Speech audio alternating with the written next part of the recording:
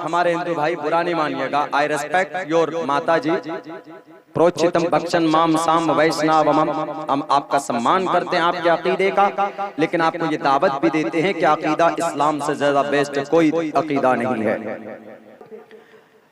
आप मटन खा लेते, आप मांस खा लेते, एक विवादित टॉपिक है उधर नहीं जाऊंगा। उत्तर प्रदेश में पता कैसा कानून बना, 250 ग्राम तक मांस,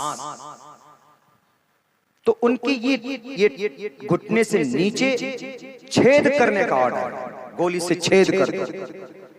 चलिए जी, बहुत अच्छी बात है, आपको लगा बनाया आपने, लेकिन अगर कोई जिना करता हुआ कोई रेपिस्ट पकड़ा जाए तो उसके लिए क्या सजा?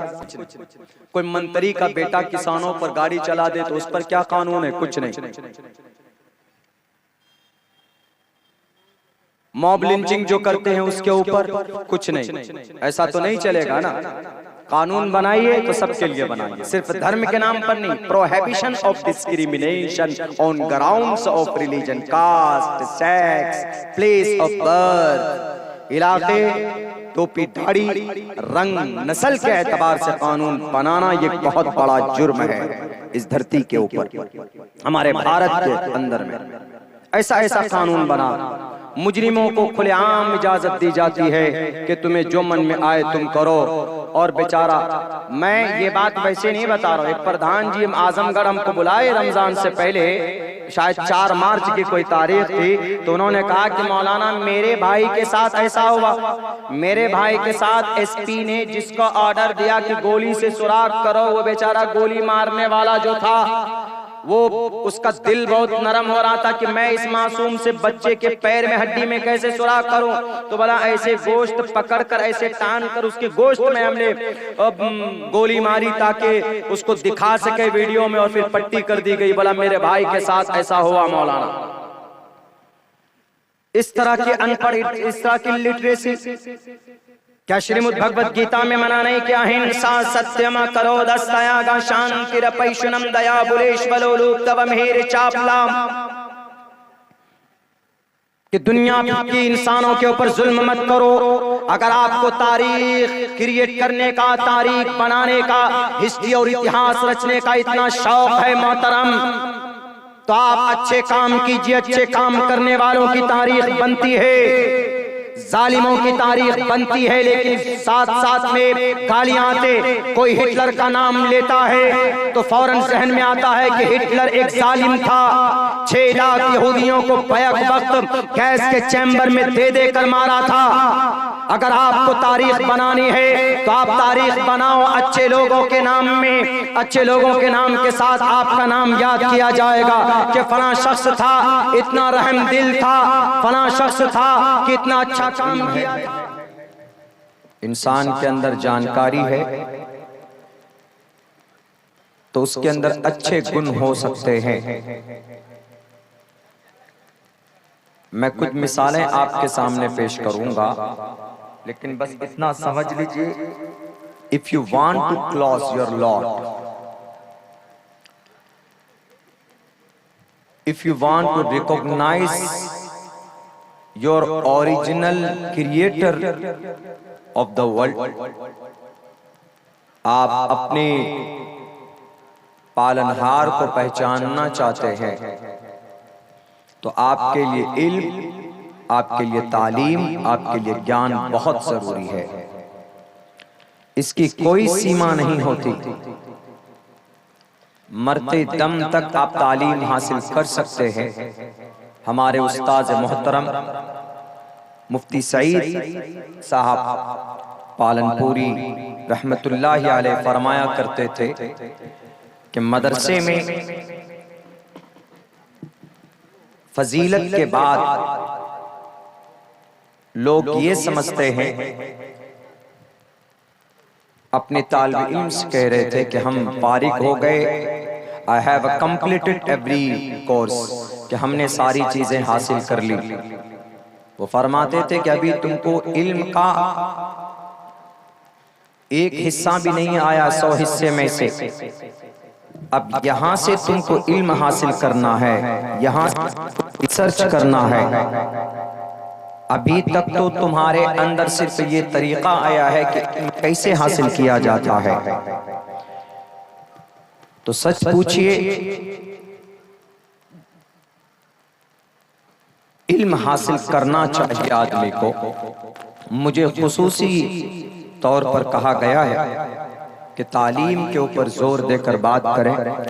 हमारे बड़े ही मुशफिक और मुरब्बी हजरत काजी शहर उन्होंने इस बात की तरफ निशानदेही की है कि मौलाना आज इस समाज को, इस इलाके को तालीम की सख्त जरूरत है, इसके ताल्लुक से बात करें। और जहां तक मैं समझता हूं हालात भी आज वो हैं, मुसलमानों अगर खोई हुई इज्जत और वकार हमें और आपको चाहिए तो there is only one way, one method, एक ही रास्ता है। वो रास्ता तालीम का है, वो रास्ता एजुकेशन का है, वो रास्ता नॉलेज का है। और इसी इल्म के जरिए से अल्लाह तबारक व तआला ने इंसानों को फरिश्तों पर फजीलत दी थी। वअल्लम आदम अल अस्माअ कुल्लहा सुम्मा अरज़हम अलल मलाइका।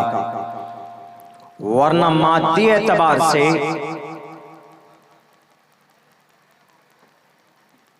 कंपेयर करें आप, एक तरफ नूरी फरिश्ते हैं, नूरी मखलूक है, और एक तरफ मट्टी का बनाया हुआ इंसान। कंपेयर नहीं कर सकते आप। क्वालिटी के अंदर बेस्ट क्वालिटी फरिश्तों की। अल्लाह की नाफरमानी कभी नहीं करते, जो ऑर्डर होता है वो करते हैं।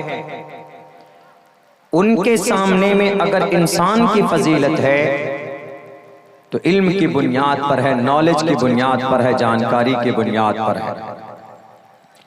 अगर आपके पास यकीनन जानकारी है, आपके पास नॉलेज है, कहीं 10 आदमी के बीच में खड़े हो जाएंगे तो आपकी बात करने से लोगों को पता चल जाएगा कि भाई ये इंसान पढ़ा लिखा है, ये इंसान रेस्पेक्टेबल है। और ये एक ऐसा टॉपिक है कि जिसमें सिर्फ मुस्लिम नहीं, हिंदू भाई भी एग्री करते हैं। दुनिया के all communities, the different and the various religion are found in entire world. दुनिया के अंदर जितने भी लोग हैं, जितने भी कम्युनिटी और मज़ाहिब के लोग हैं, सब इस बात पर एग्री करते हैं the primary aim of education is to prepare and to qualify the new generation. अगर आप गांव समाज की तरक्की देखना चाहते हैं तो आपके लिए तालीम जरूरी है। अपने बच्चों के लिए, अपने लिए, लड़कों के लिए, लड़की के लिए, दोनों के लिए तालीम जरूरी।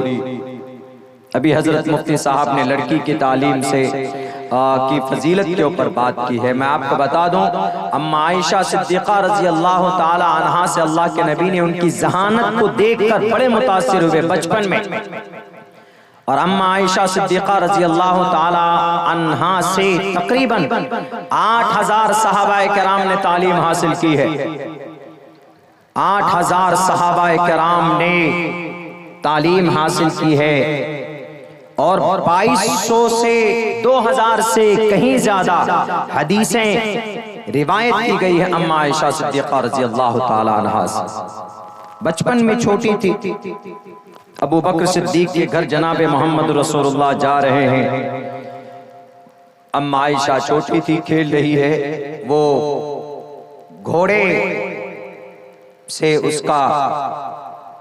उस घोड़े पे पर लगे हुए थे। तो अल्लाह के नबी ने कहा कि आयशा क्या कर रही हो? कि घोड़े से खेल रही हूं।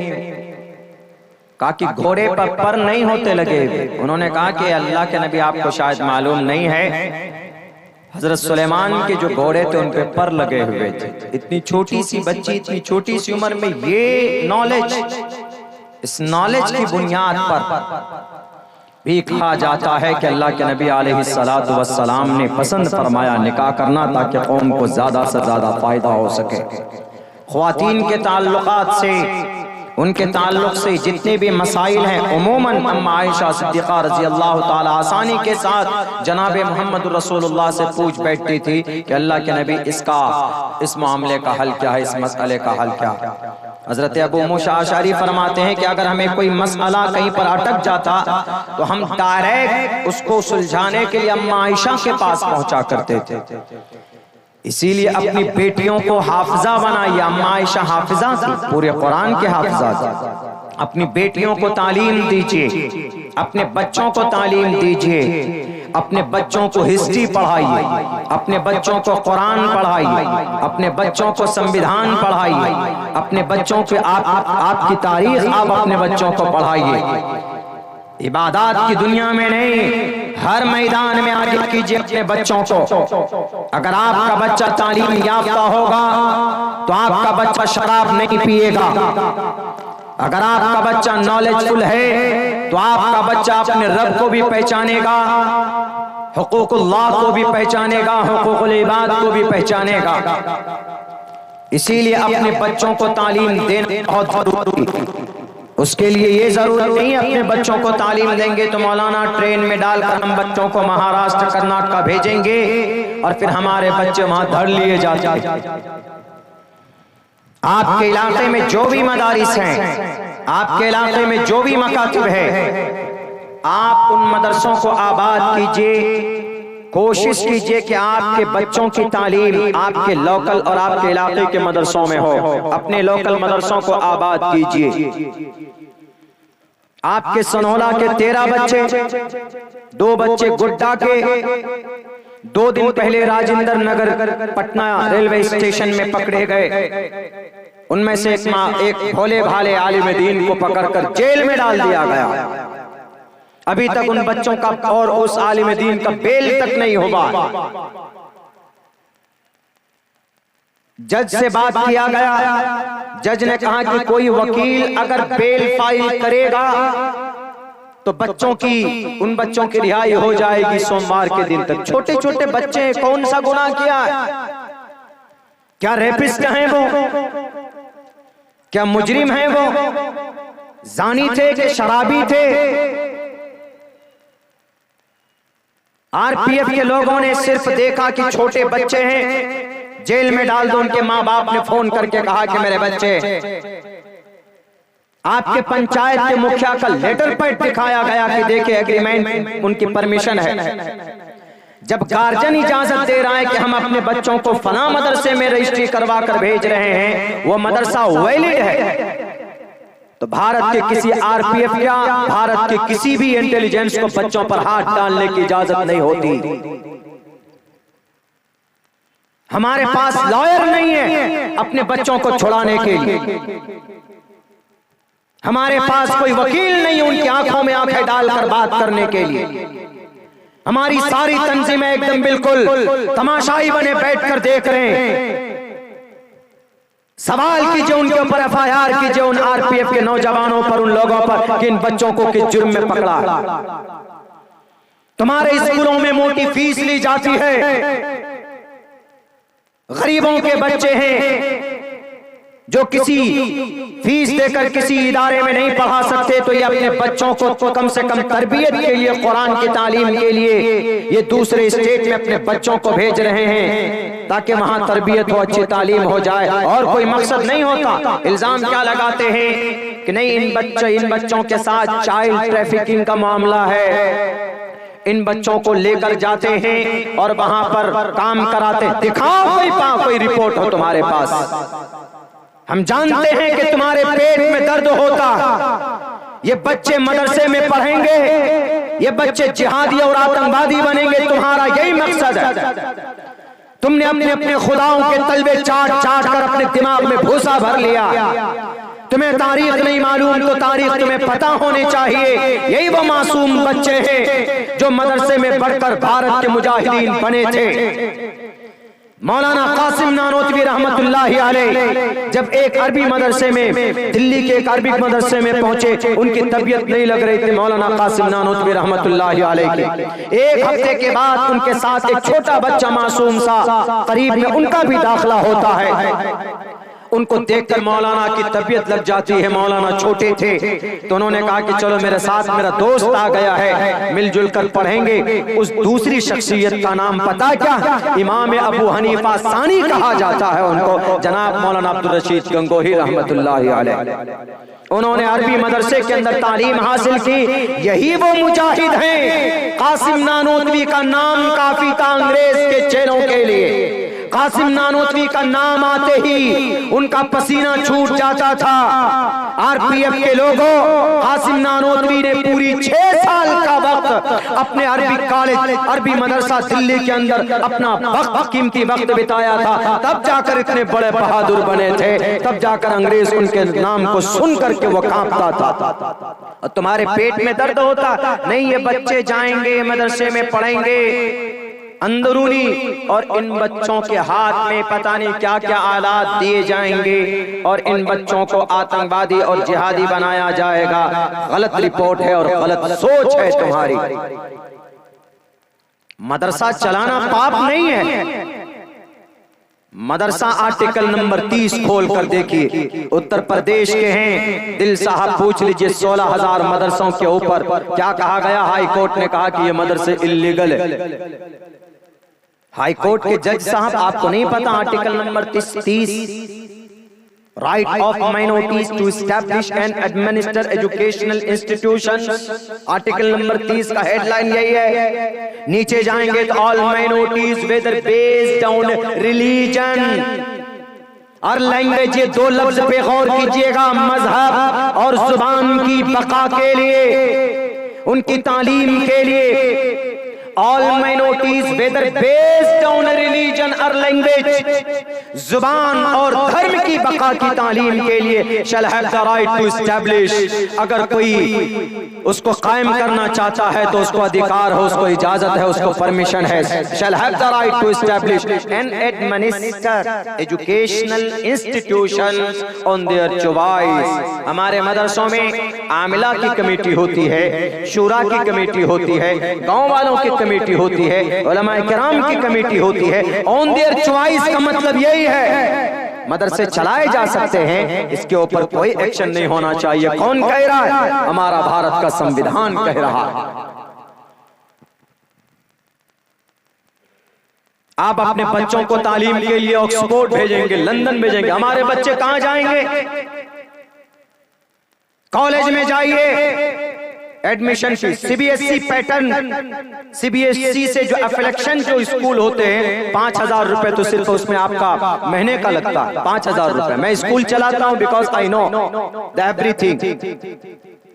हम भी जानते हैं इस बात को कि हमारी सीबीएसई से अफिलिएशन नहीं है, पैटर्न वही है, तो हम 2,500 रुपए लेते हैं। क्यों? जब सीबीएसई से आप कोई स्कूल चलाते हैं तो उसमें आपके लिए इंग्लिश मीडियम का टीचर होना जरूरी, और इंग्लिश मीडियम के टीचर के लिए अच्छी सैलरी चाहिए। 10,000, 5,000, 10,000 रुपए, 15,000 रुपए, एक छोटी सी सैलरी हम आपको बता रहे हैं। तो आपने जितने भी स्कूल हैं बनाया हुआ है उन सब के अंदर 5,000 रुपए गरीब लोग कहां से दे पाएंगे? इसीलिए अपने बच्चों को ये कर्नाटका भेज देते हैं, महाराष्ट्र भेज देते हैं, सहारनपुर भेज देते हैं। हमारी खुद की तालीम 13 नहीं 14 साल तक I have spent and 14 years completely in madrasa Darul Deoband. I completed my Fazila course from Darul Deoband in 2011 in 12। फजीलत और तकमील उलूम की तालीम हमने वहां से हासिल की, वहां से मदरसे से।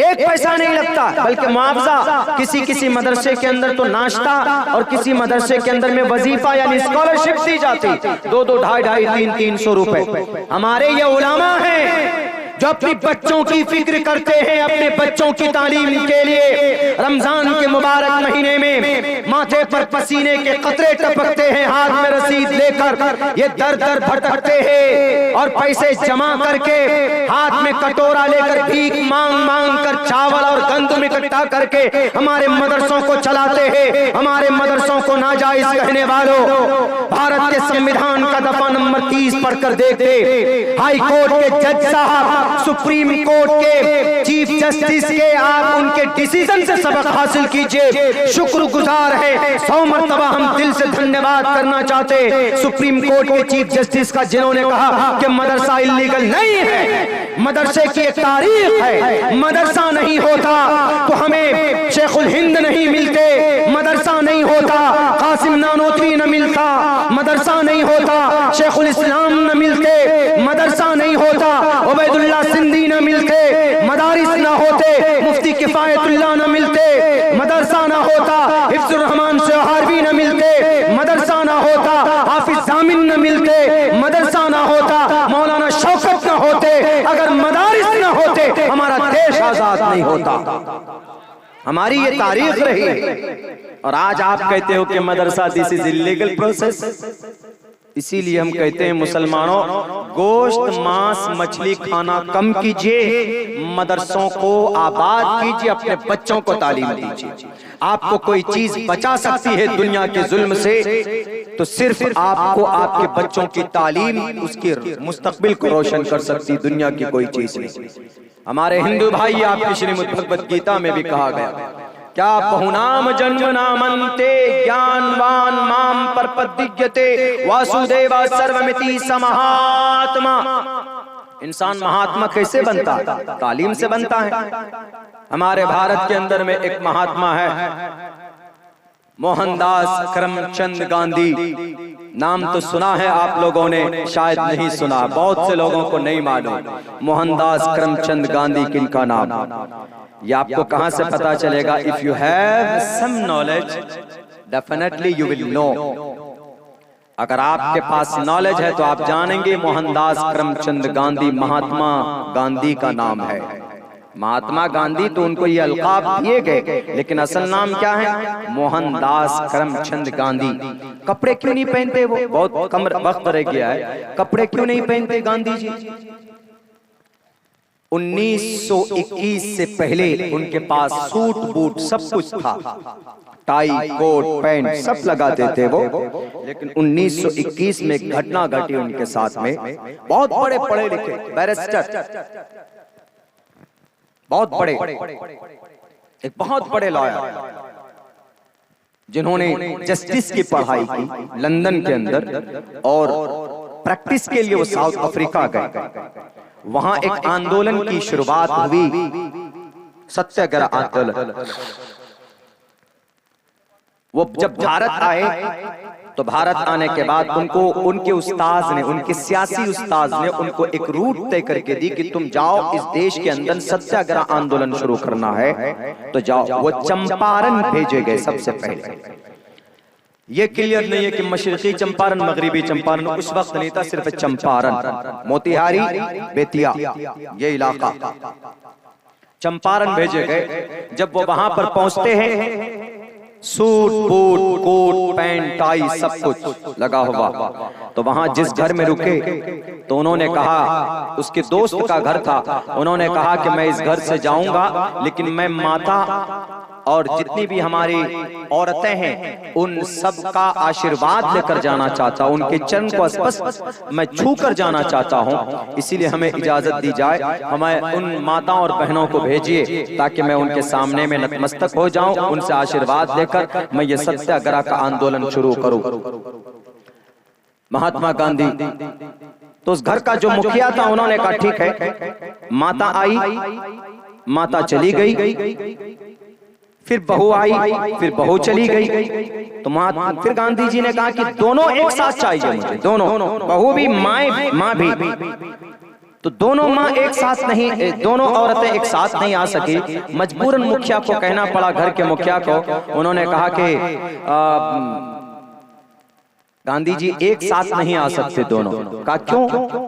कहा कि हमारे घर में इतने कपड़े नहीं है, मेरे घर में सिर्फ एक साड़ी है, एक साड़ी जब माँ पहन कर आती है, सास पहन कर आती है, तो बहू नहीं पहन सकती, तो इसीलिए जब ये वापस जाती है तो उसके बाद फिर वो बहू बदल कर आती है, इस तरह आगे पीछे करके वो दोनों आपके साथ आते, एक साथ नहीं आ सकते, एक ही साड़ी कैसे आ सकते। तो उसी दिन ये तय किया गांधी जी ने, जब हमारे इस देश के अंदर इतनी गुर्बत है, जब हमारे इस देश के अंदर में इतनी बुरी हालत है लोगों की, उसी वक्त उन्होंने फैसला किया कि हम इस देश को आत्मनिर्भर बनाएंगे। हम इस देश को, आत्मनिर्भर का मतलब खुद एतमादी। तब उन्होंने दो काम शुरू किया, दो फैसले किए। एक फैसला तो ये किया कि वो कभी भी जिंदगी के अंदर coat tie pant suit boot नहीं पहनेंगे। गए उतार कर फेंक दिया, दो कपड़े पहनते, धोती के दो छोटे कपड़े एक पहनते थे और एक कंधे पर रखते। और उसी वक्त उन्होंने फैसला किया कि मुझे कोई ना कोई कारोबार करना चाहिए इस देश की तरक्की के लिए। तो उन्होंने चरखा बनाकर उसको चलाना शुरू किया। ये इस बात की दलील है कि हमारे देश को आत्मनिर्भर बनाना, चरखा बनाकर उस वक्त ब्रिटिश गवर्नमेंट को ये पैगाम देना था कि ब्रिटिश गवर्नमेंट, ए जालिम अंग्रेज, हम तुम्हारे टुकड़ों पर पलने वाले नहीं हैं, हमने काम करना सीख लिया है। जाओ, तुम्हारे कपड़ों की जरूरत नहीं है, तुम्हारे फैशन की जरूरत नहीं है, हम यहाँ पर इस देश की तहजीब को बरकरार रखेंगे, हम धोती पहनेंगे और इस देश को तरक्की देने के लिए अपने हाथों से काम करेंगे। ये दो बड़े फैसले लिए थे। महात्मा गांधी ने पढ़ा लिखा था, समझ में आ गई बात, तो फौरन देश की तरक्की के लिए उन्होंने फैसले किए। आज गरीब मर जाता, आज लुटेरे लूटते रहते, हमारे समाज के लोगों को हमारे हक हुकूक भी छीन लिए जाते, हमारे नाम पर जो नौकरियां निकलती है उन नौकरियों के ऊपर भी भेदभाव किया जाता है। बिहार के अंदर मुसलमानों की तादाद 2,31,00,000 है, इनकी नौकरी बनती है पूरे बिहार के अंदर तकरीबन 3,63,000, लेकिन नौकरी दी गई है सिर्फ 1,63,000, बाकी 2 लाख नौकरियां कहां गई? हमारे नौकरियां लूट लिए जाते हैं। अगर तुमको दुनिया को तरक्की कैसे दी जाती है, अगर ये सीखना है तो उमर फारूक रज़ी अल्लाह ताला अन्हु की जिंदगी से देखो।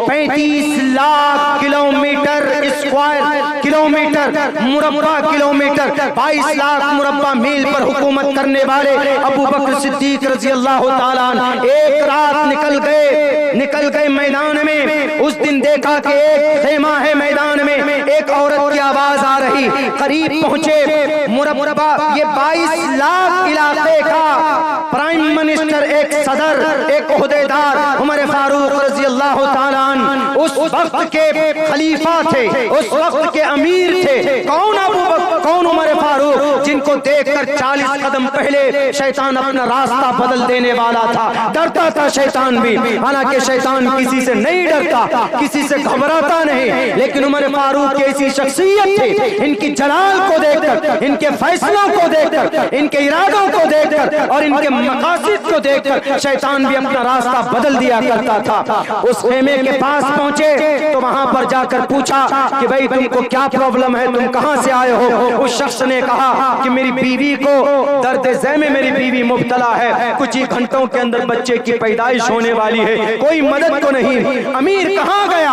अमीर सो रहा। जब वो अपने फरीजे को अदा नहीं कर सकता तो उसको गद्दी पर बैठने का अधिकार और हक नहीं। मेरे भाइयों, उमर फारूक की पैरों तले से जमीन खिसक गई। फौरन घर पे आते हैं, अपनी बीवी उम्मे कुलसूम को लेते हैं और कंधे के ऊपर में कुछ आटा और जौ लेकर फौरन पहुंचते हैं। रात के 2 बजे आजकल के हमारे लोग, उद्योगपति लोग, ओहदेदार लोग ऐसा करेगा कभी नहीं कर सकता।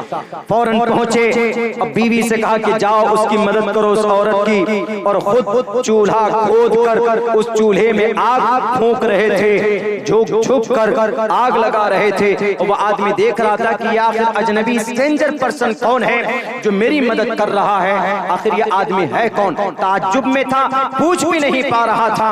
लेकिन जब आवाज आई अंदर से उम्मे कुलसूम रज़ी अल्लाह ताला अन्हा की, या अमीर अल-मोमिनीन, अपने साथी को उनके बेटे की खुशखबरी सुना दीजिए, तब उस शख्स को पता चलता है कि यही अमीर अल-मोमिनीन है। उनके पैरों तले से जमीन खिसक गई कि अब मेरा क्या होगा? अब तो मैं मुक़य्यद कर दिया जाऊंगा। मैंने अमीर अल-मोमिनीन को बुरा भला कहा है। हजरत अबू बकर सिद्दीक करीब पहुंचते हैं, उनके कंधे पर हाथ रखकर बोलते हैं कि मुझे माफ करना, तुम्हें जो तकलीफ पहुंची है मैं तुम्हारे हक को, तुम्हारे परेशानी को दूर नहीं कर सका वक्त पर, लेकिन बस सिर्फ कोशिश करता हूं कि अल्लाह ने जो ओहदा दिया है हमें, जो गद्दी दी है, जो कुर्सी दी है, कि भाई हर एक आदमी की जरूरत, उनके हक हुकूक को अदा कर सको। एक वो वक्त था कि जब हमारे कायदीन, हमारे रहबर घरों तक जा जाकर उनके लोगों की मदद करते थे, और आज वो है कि हमें मासूम इंसानों को पकड़ पकड़ कर जेल के सलाखों के अंदर डालते हैं। बदनाम किया जाता है कि उस वक्त तो जनाब इस्लामी हुकूमत थी, तुम जिजिया लेते थे, तुम टैक्स लेते थे। हम उमर फारूक के जमाने में सालाना 10 रुपए टैक्स था, सालाना 10 रुपए टैक्स, उस टैक्स का जिजिया बोलते थे। इस टैक्स का फायदा क्या था? अल्लाह के अमीरुल मोमिनीन, खलीफतुल मोमिनीन, अमीरुल मोमिनीन हजरत उमर फारूक रज़ी अल्लाह ताला ने ऐलान कर दिया, जो जिजिया देगा, टैक्स देगा, उसके गर्दन तक किसी भी दुश्मन का हाथ नहीं पहुंच सकता है, ये गारंटी देता हूं। टैक्स देने का ये फायदा था, चाहे क्रिश्चियन हो, चाहे यहूदी हो, चाहे जैन या बौद्ध हो, कोई भी हो, वो उस वक्त टैक्स अदा करता तो उसकी पूरी प्रोटेक्शन होती थी, पूरी गारंटी होती थी। आज हम टैक्स देते 18% टैक्स कैश पे है। आप चप्पल खरीदने जाओ तो आप टैक्स देते हो, आप टिकट खरीदने जाओ, बस में टिकट लो तो टैक्स पे करते हैं आप, आपकी प्रोटेक्शन है। हमारे बच्चे 3 दिन से भटक रहे हैं अनाथालय के अंदर, चाइल्ड होम के अंदर, उनकी कोई परवरिश करने वाला नहीं है, वहां पर कोई देखने वाला नहीं है। हमें जानवरों के नाम पर मार दिया जाता है जनाब। सन 2021 में एक आदमी को कह कर तड़पा तड़पा कर मारा गया कि तुम इसी जुबान से गोश्त खाते थे, तुम इसी दांत से गोश्त काटते थे, तुम्हारे बच्चों को तुमने गोश्त खिलाया था। यह समस्तीपुर का वाकया सन 2021 का, उन जालिमों को बेल मिल जाता है और हमें हमारी जान की रक्षा नहीं होती है। हम खुद टैक्स अदा करते हैं, हम टैक्स पे करते हैं, वो जिजिया आज हम पे करते हैं। हम दुआ करते हैं कि हमारा तकरीबन 1300 साल पहले का जमाना बेहतर था, लेकिन आज का जमाना बेहतर नहीं है, चूंकि जो कायद हैं वही डाकू बन चुके हैं, हमारे मासूम बच्चों को जेलों में डाल रहे हैं, और जो रेपिस्ट है, शराबी है, कबाबी है, वो खुलेआम घूम रहे हैं जनाब, उनको पकड़ने की हिम्मत नहीं होती।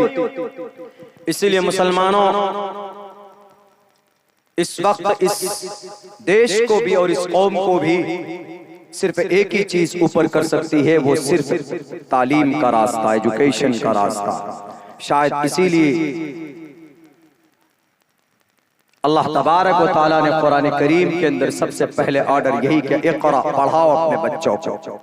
इस पर अगर तफसीर करने पे आए, यहूदियों की मिसाल देकर समझाने पे आए, तो कम से कम 1-1.5 घंटे का समय चाहिए कि लफ्ज़ इक़रा पर अमल करके 2000 साल तक गुलामी करने वाली कौम आज पिछले 75 साल में ओजे सुरैया तक पहुंचने की कोशिश कर रहे हैं। दुनिया के अंदर इतनी तरक्की की यहूदियों ने किससे की? अपनी मेहनत पर नहीं, मेहनत तो उनकी अपनी है, लेकिन मेथड, तरीका मुसलमानों आपका इस्तेमाल किया।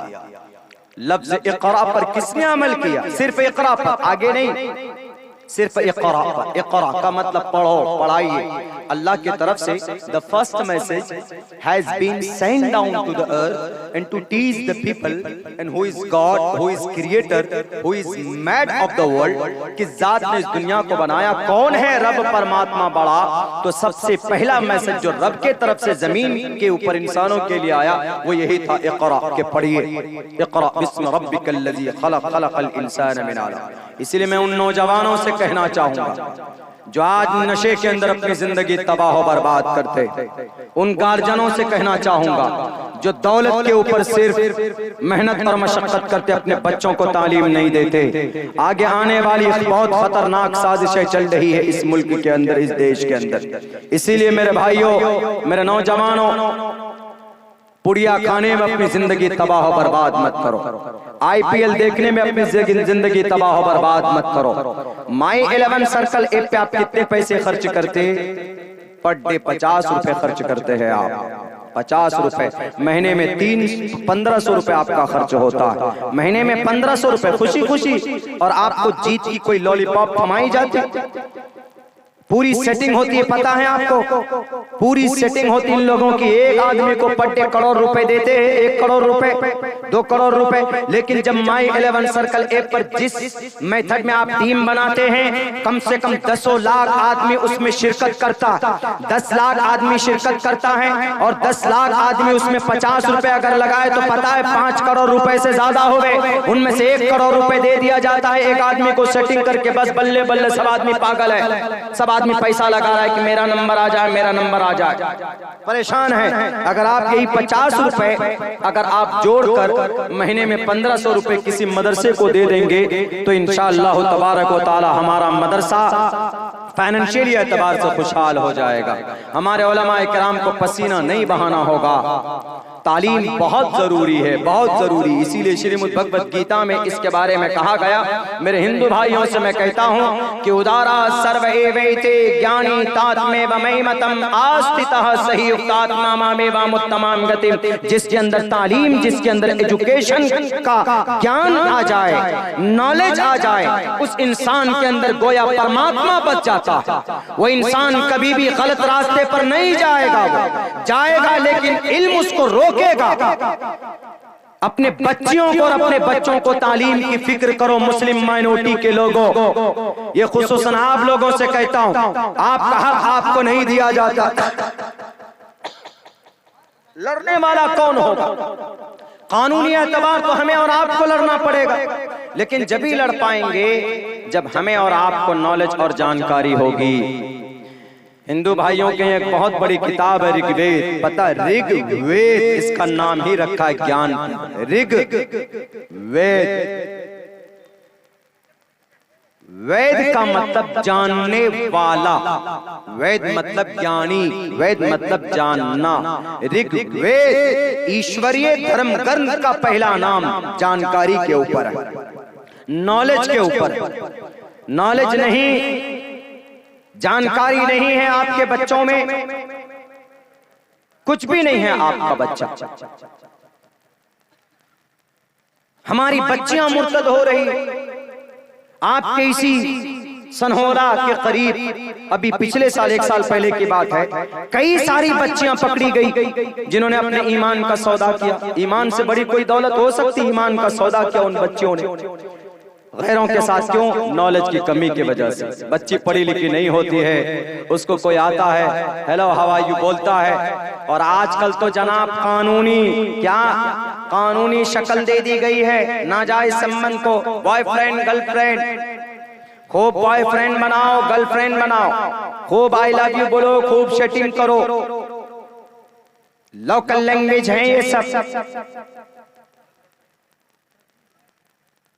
यूनिफॉर्म सिविल कोड जो नया एक कानून बना है ना उत्तराखंड में, उनमें यूनिफॉर्म सिविल कोड में एक कानून ये भी है कि कोई 18 साल की लड़की, 21 साल का लड़का बिना शादी किए अगर वो दोनों रहना चाहें, लिव इन बोलते हैं इसको, यानी नाजायज संबंध में रहना चाहें, तो पहले तो समाज, सोसाइटी और कानूनी तौर पर भी ये जुर्म था कि आप नहीं रह सकते। लेकिन अब बाज़ाब्ता कानूनी शक्ल दी गई है यूनिफॉर्म सिविल कोड। हम लोग क्यों मखालफत करते हैं यूनिफॉर्म सिविल कोड की? इसलिए मखालफत करते हैं कि समाज के लिए ये कानून, समाज की बेटियों के लिए ये जहर है, समाज की बेटियों के लिए खबर है।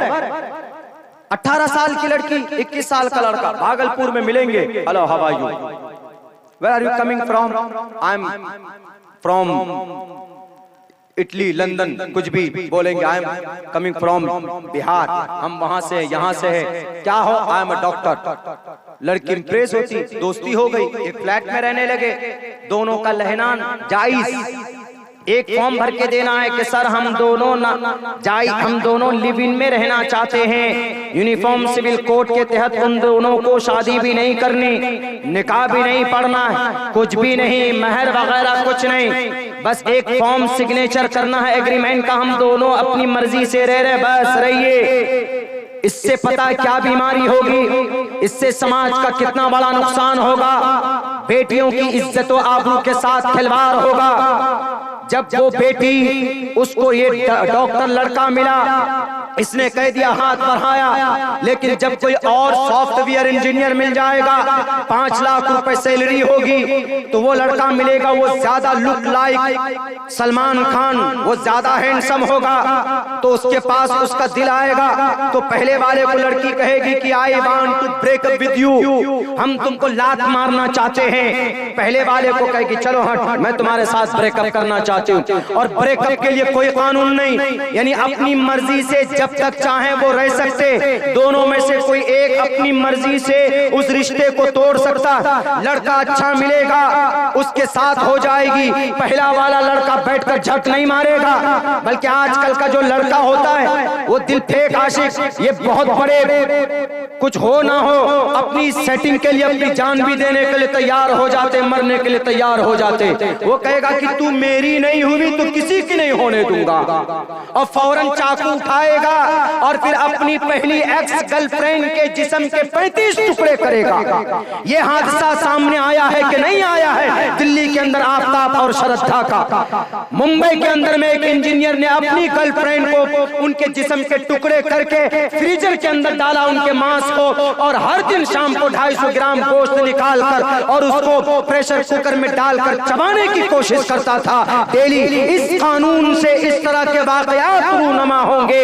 इसीलिए बेटियां तभी बच सकती है जब आप अपनी बेटियों को बताओगे कि बेटी तुम किसी के साथ उस वक्त तक बात नहीं कर सकती जब तक कि तुम्हारे उनके साथ निकाह ना हो जाए। तुम किसी से बात नहीं कर सकती, देख नहीं सकती किसी को, इसलिए कि अल्लाह ने कुरान करीम के अंदर कहा वला तखज़ाना बिल कौल, बातों में लचक नहीं पैदा कर सकती। अगर आपके घर में कोई अजनबी मर्द आ जाए तो औरत को ये कहने की परमिशन नहीं, हाँ हेलो आइए, क्या हाल है आपका, आपके बच्चे कैसे हैं, बहुत दिन हो गए इंतजार को, आइए आपको चाय पिलाती हूँ, नाश्ता कराती हूँ। वो इसको हरी सिग्नल समझ बैठेगा और फिर वहीं से एक बीमारी की शुरुआत हो जाती। इसीलिए रब ने कहा फला तखज़ाना बिल कौल, हेलो हाउ आर यू नहीं, उनके मुंह में कह दो नहीं है जाइए, दूसरे टाइम पे आइएगा। उनको ऐसा लगेगा किसी ने मुंह में पत्थर मार दिया।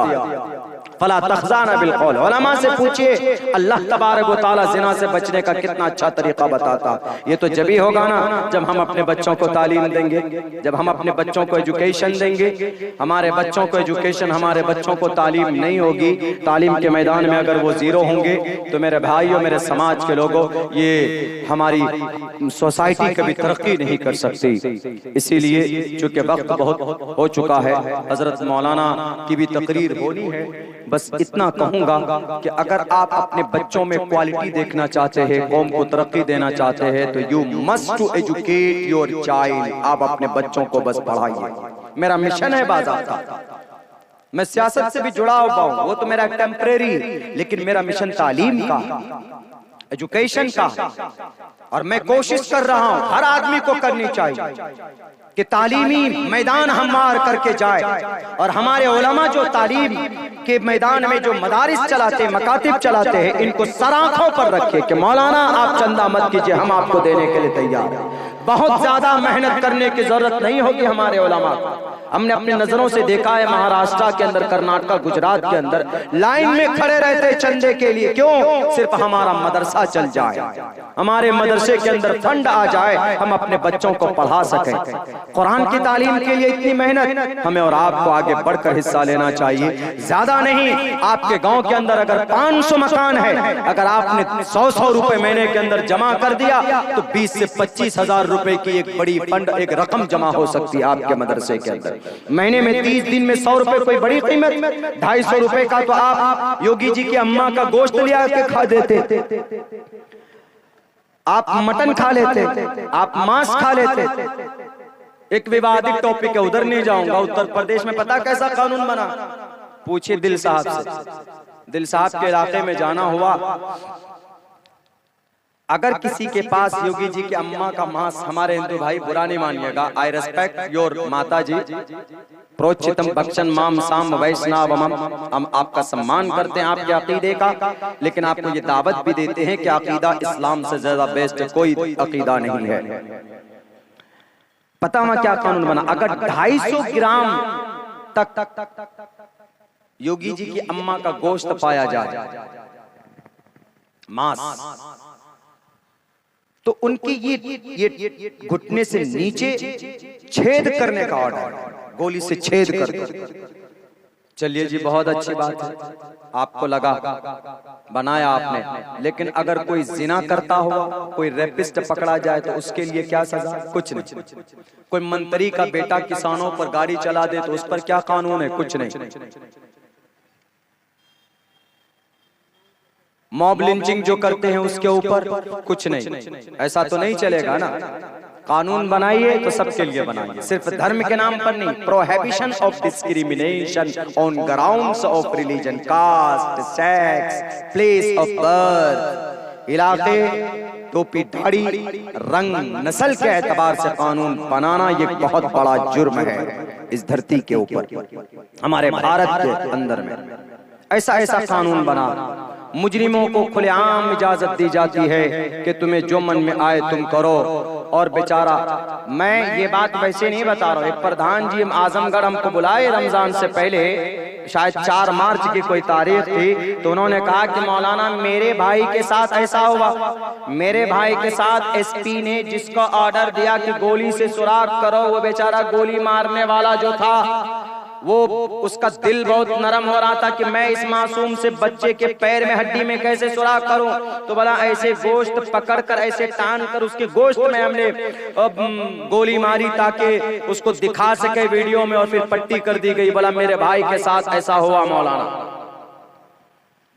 इस तरह की अनपढ़, इस तरह की लिटरेसी क्या श्रीमद् भगवत गीता में मना नहीं? क्या हिंसा सत्यम करो दस्तयागा शांति रपैशुनम दया बुलेश्वलोलूप तव मेरे चापलाम, कि दुनिया की इंसानों के ऊपर जुल्म मत करो। अगर आपको तारीख क्रिएट करने का, तारीख बनाने का, हिस्ट्री और इतिहास रचने का इतना शौक है मोहतरम, तो आप अच्छे काम कीजिए। अच्छे काम करने वालों की तारीख बनती है, जालिमों की तारीख बनती है, लेकिन साथ साथ में गालियां आते। कोई हिटलर का नाम लेता है तो फौरन जहन में आता है कि हिटलर एक जालिम था, 6 लाख यहूदियों को बैक वक्त गैस के चैम्बर में दे देकर मारा था।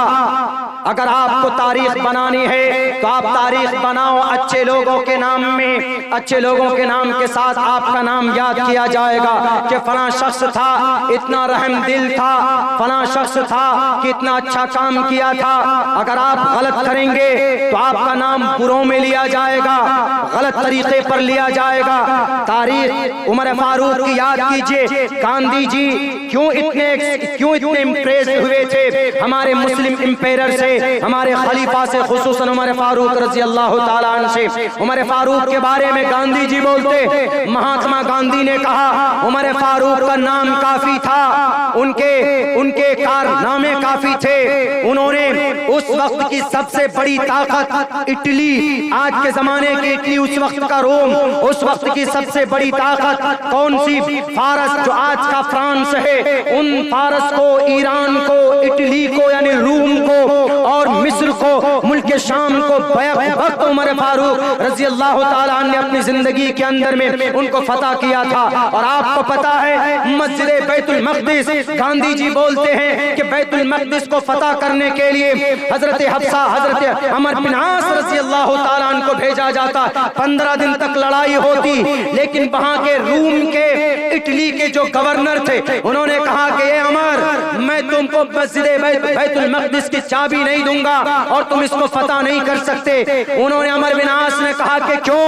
उन्होंने कहा कि मेरी तौरेत के अंदर यहूदी थे, उन्होंने कहा कि हमारी किताब के अंदर बैतुल मक़दिस का जो फाते होगा उसके नाम में 3 अल्फ 3 लफ्ज है, उमर नाम होगा और उनकी जिंदगी सादी होगी, वो कोई टशन में नहीं होंगे, उनकी जिंदगी के अंदर कोई तोल तफंग वाली जिंदगी नहीं होगी। तुम्हारे अंदर वो चीज नहीं दिखती है मुझे, जाओ तुम्हारे पास अगर ऐसा कोई शख्स है तो बुला कर लाओ। उन्होंने कहा कि सब्र करो। हजरत अमर बिन आस फौरन खत लिखते हैं उमर फारूक के पास। उमर फारूक रजी अल्लाह ताला अन्हु मदीनतुल मुनव्वरा से एक तरफ 2 थैली लेकर, एक में छुआरे लेते, एक में सत्तू लेते, एक मशकेजा पानी भरते और एक ऊंट लेते हैं, एक ड्राइवर को यानी एक गुलाम को साथ लेते और गुलाम से कहते हैं कि गुलाम लंबा सफर है, तुम डरना मत कि तुमको पैदल चलना पड़ेगा, बारी बारी हम लोग ऊंट पर बैठेंगे। मेरे भाइयों, जब ये पहुंचने वाले थे, जब उमर फारूक पहुंचने वाले थे बैतुल मक़दिस, तो उनकी स्वागत के लिए हजरत अबू उबैदा आए फौरन और ये कहा कि उमर फारूक, ये लोग थोड़े मुहज्जब लोग हैं, ये लोग अच्छे कपड़े पहनते हैं, अच्छा खाना खाते हैं, अच्छे से रहते हैं, जिंदगी के अंदर मेंटेन अच्छा करते हैं, इसलिए आप ये कपड़े पहन लें तो ज्यादा बेहतर होगा, अच्छा असर पड़ेगा। इनके नाम से आप ये बहुत मरऊब हैं, ये बहुत ज्यादा इंप्रेस भी हैं, बहुत ज्यादा मुतासिर भी हैं, इसीलिए आप ये कपड़े चेंज कर लीजिए। उमर फारूक पहने, कुछ देर के बाद निकाल देते और यूं कहते हैं कि अबू उबैदा, अल्लाह ने इज्जत दी है हमें इस्लाम के जरिए से, कपड़ों के जरिए से इज्जत नहीं मिलती। हजरत उमर फारूक पहुंचे तो देखकर उस राहिब ने, देखकर उसके यहूदियों के, उनके जो रहबर थे, उनके जो धार्मिक उनके गुरु थे, उन्होंने देख करके कहा कि ये उमर है, नीचे हैं, गुलाम ऊंट पर है, नीचे नकेल पकड़े हुए हैं, क्या रे ये वो शख्स है जिन्होंने रूम को फतह किया, ये वो शख्स है जिन्होंने मिस्र को फतह किया, ये वो शख्स है जिन्होंने इराक और शाम को फतह किया है। इतनी सादगी है, कपड़ों के अंदर 13 पेबंद लगे हुए, बाज रिवायत में 17 पेबंद लगे हुए, कपड़ों के भी पेबंद नहीं, चमड़े के पेबंद लगे हुए हैं। ये सादगी देखकर फौरन चाबी देते हैं कि ये लीजिए, हम तो आपके मुरीद हो गए हैं। यही सादगी है, शायद इसी सादगी की बुनियाद पर आपको अल्लाह ने इतनी दुनिया के अंदर मकबूलियत दी है, अल्लाह ने आपको इतना कबूल किया है, आपसे इतना काम लिया है। ये उमर फारूक, हम बस अमन के साथ रहना चाहते। उमर फारूक कहते हैं कि तुमको कोई टच नहीं कर सकता, तुम्हारा कलीसा कहाँ है, वहाँ नसरानियों का चर्च कहाँ है, वहाँ जाओ, तुम अपने चर्च पे, कलीसा पे तुम अपनी इबादत करो, तुमको तुम्हारे खुदा की इबादत से कोई नहीं रोक सकता। ये गारंटी उमर फारूक रज़ी अल्लाह तआला अन्हु की है। ये थे उमर फारूक। और बोलते हैं महात्मा गांधी कि शिवाजी महाराज की तारीख हमारे सामने धुंधली है और श्री कृष्ण जी की जिंदगी देवमालाई कहानियां है और श्री रामचंद्र जी की जिंदगी भी हमारे सामने एक कहानी बनाकर पेश की गई है। लेकिन अगर कोई जिंदगी वाज़ेह क्लियर तौर पर अगर बड़ी ऊंची किताबों में मिलती है तो वो खुलफाए राशिदीन, उनमें पर्टिकुलर हजरत अमीरुल मोमिनीन उमर फारूक रज़ी अल्लाह तआला अन्हु की जिंदगी हमारे सामने बिल्कुल वाज़ेह है। तारीख बनाना है तो अच्छे काम से तारीख बनाओ। मासूम बच्चों के पैर में गोलियों से सुराख करके उनको कमजोर कर उनको अपाहिज करके आप तारीख नहीं बना सकते हैं। इतिहास बनाने वाले बनाते हैं, अच्छे काम करने वालों का इतिहास बनता है, तारीख बनती है। तालीम के मैदान में यूनिवर्सिटी बनाओ, बुतखाने के बजाय तालीम के मैदान में ट्रेनिंग कॉलेज बनाओ, तालीम के मैदान में मदरसों को फ्री एंड फेयर बिना किसी लालच के 16,000 मदरसों को आपने मदद दी तो आपने कहा कि ये मदरसे इलीगल चल रहे हैं, चलो इलीगल है, उन मदरसों को बंद कर दो। लेकिन हमारे जो प्राइवेट फंड से मदरसे चलते हैं, कम से कम उनके ऊपर उंगली न उठाओ, उनके ऊपर इल्जाम और बोहतान मत लगाओ कि ये मदरसे टेररिज्म का अड्डा। मेरे भाइयों, इसीलिए इस देश नहीं बल्कि पूरी दुनिया को एजुकेटेड लोगों की ज्यादा जरूरत है, तालीम याफ्ता लोगों की ज्यादा जरूरत है। बस अपनी बात आखिरी मैसेज देकर खत्म करना चाहता हूँ। देयर इज वन थिंग, अल्लाह ने आपको सबसे बेहतर कौम, इज्जतदार कौम बनाया, ये कुरान का फरमान है, वअंतुमुल आलौन। लेकिन आज हम पूरी दुनिया में जलील रुस्वा हो रहे हैं। उसकी एक वजह यही है कि हम 1924 से लेकर आज तक हमने अपनी मेहनत छोड़ दी है, मुस्लिम कौम ने मेहनत छोड़ दी, आगे नहीं बढ़ना चाहते। वही बच्चे राजेंद्र नगर में आपके सनोला का वकील हायर नहीं हुआ, वो तो शुक्र मानिए मौलाना शिबली साहब का, हमारे शरिया वाले कुछ लगे हुए हैं।